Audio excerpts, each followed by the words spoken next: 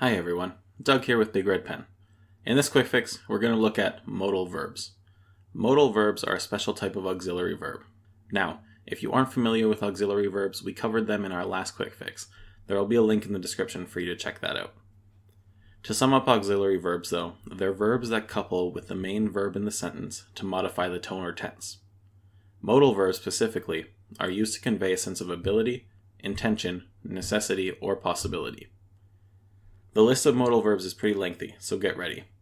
These verbs are must, shall, will, should, would, ought, can, could, may, and might. Now, to make sure we understand how these verbs work, we're going to use each of them in a sentence. Keep your eye out for the modal verb and try to identify the main verb it's coupled with. We're also going to indicate which message it's trying to convey by using the modal verb. We must finish our homework. This indicates necessity.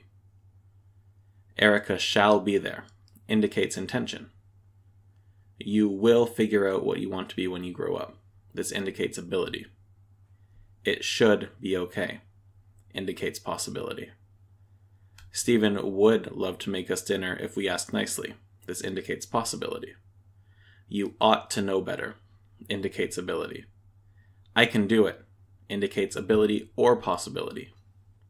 Tally could sing the alphabet backwards indicates ability or possibility again.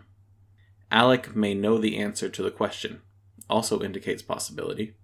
And Bigfoot might exist, but it might not also indicates possibility. As you can see by some of our examples, different modal verbs can convey different meanings. Could and can are modal verbs that we looked at which might indicate ability or possibility. But if we took the verb will, for example, and said, I will try to be there on time, that indicates intention rather than ability like in our first example with will. Modal verbs are very flexible in how they can be used, but they're important in conveying messages without spelling those messages out.